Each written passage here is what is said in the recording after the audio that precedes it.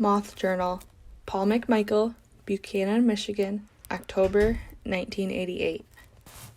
The black and orange Phaearctia isabella is a hardy little moth that begins as a woolly caterpillar, which, according to Mrs. Shelton, the local farmers once believed could actually predict the weather. They would check out the ratio of orange to black on the caterpillar's body and predict from this how hard and long the winter would be. Mrs. Shelton told me that her own father used to actually check out the caterpillars in November and schedule his plantings by their color. Imagine one insignificant insect creature holding such crucial information for the farmers. I can relate to this completely because I have this feeling that the moss I have collected holds some sort of information for me, something about life and death, and what is beautiful and what is unexplainable and what is coming. I want to capture this mystery and control it and use it and preserve it, not like a farmer, but like a scientist. In spite of everything that has been happening to me, I have never been so happy. Chapter 10. Backroads. "What are you doing here?" Nora called from Abe's porch. I'd been idling in her driveway, waiting for her to hear my noisy muffler and come outside. From the distance, it was not possible to read her face, to know if she was happy or unhappy to see me. "You feel like getting an ice cream?" I asked. It was Saturday night, kind of late, but I had spent the last few hours procrastinating and hit the road to the cabin later than I intended. "Come on, I'll take you into a great place in Niles." "Uncle Abe?" she called over her shoulder. "Me and Pete are going to drive over to Niles for an ice cream, okay?" Abe came to the door. He stood behind Nora a moment, then moved past her, walking by himself right up to my side of the truck. His expression was so gruff and bewildered that I had to fight not to laugh. "You're going all the way to Niles just for ice cream?" he asked, like the idea was completely insane. "Abe, it's no big deal," I insisted. "I just thought I'd get the girl out of the house on a Saturday night." He scowled. "How long?" "Maybe a couple hours." "Back before dark?" "Geez, Abe, it'll be dark in a half hour. Would you relax? I'm just making an effort to get along better with Nora. We'll be back before you know it." Nora had gone to get her purse. Now she came up behind Abe, patting his broad back before climbing into the truck. "It's okay, Uncle Abe. I promise I won't hurt him." We left him standing in the driveway, dumbfounded to see the two of us driving off together. Niles is bigger than Buchanan. The St. Joe River cuts through the center of town more dramatically. There are park benches along the rapids and boardwalks curving through the downtown. We parked the truck and made our way down to the boardwalk as the sun was setting. I settled onto a bench at the river and gestured for Nora to sit beside me. She did, but she was jiggling her legs impatiently. "Where's this ice cream place?" she asked. "I need something big and full of chocolate right now." "Okay, but first there's something I need to tell you." "Can't we walk while you talk?" Nora asked, getting up. I pulled her by the hand back to the bench. "Just sit for a minute more and listen, okay, Nora?" "It's about my truck. I've been trying to figure out the right way to tell you something kind of important about my truck." "Oh, I know what you're going to say," she said, amused. "You don't want me to drive it." "It's not the driving thing. It's more about the actual truck." Nora wrinkled her forehead at my seriousness. "What is up with you tonight?" she asked. She stood up again. "Come on, let's walk."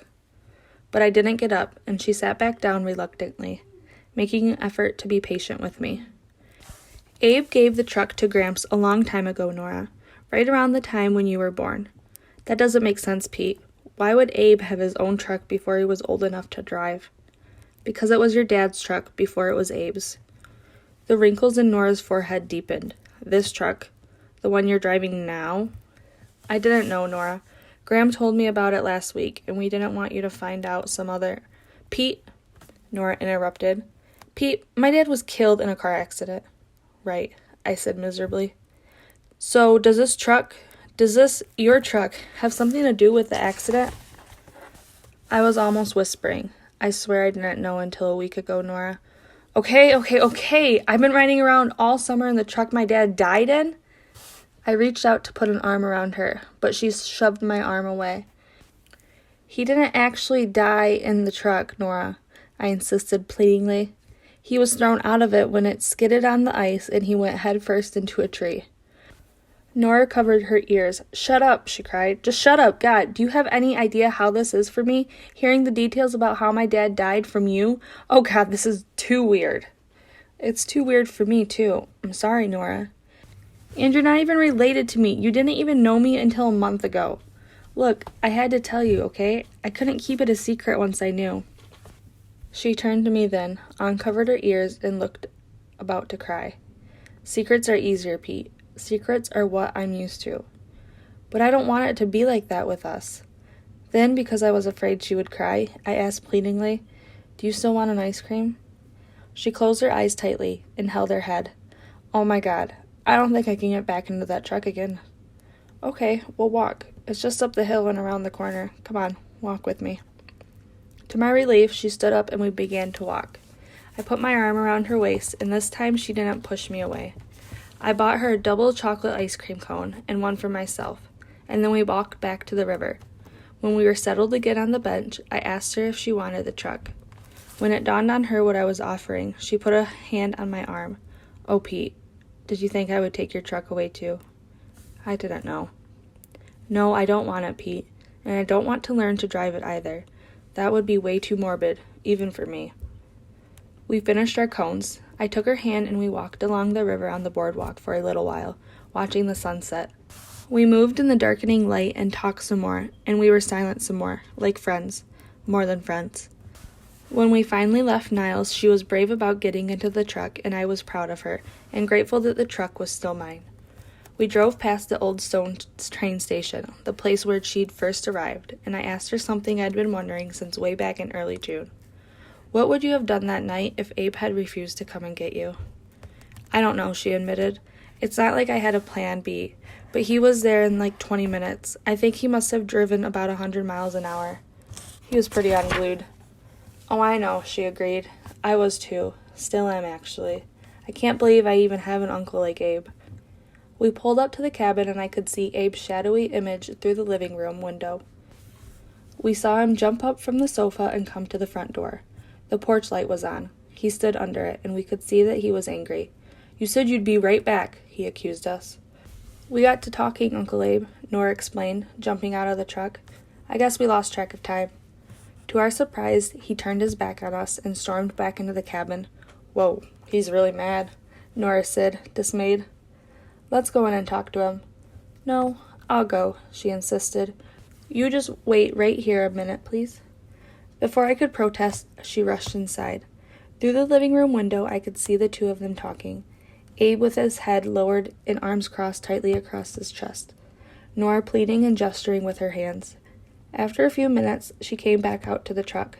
"He was afraid something had happened to us," she reported sadly. "Should I come in and apologize?" "Not now. You better just go home, okay?" It really wasn't a question. I started the engine.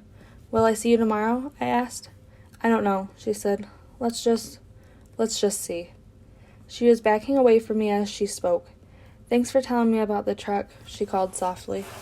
I shrugged, hiding how stung I felt that she was sending me away, not only from her, but also from Abe. But neither of these disappointments compared to my biggest one, that I would not be kissing her that night. Abe had come out of the house. He was standing on the porch again, hovering as I eased out of the driveway. In my rearview mirror, I saw that Nora was watching me from where she stood in the middle of the drive, her face in shadows.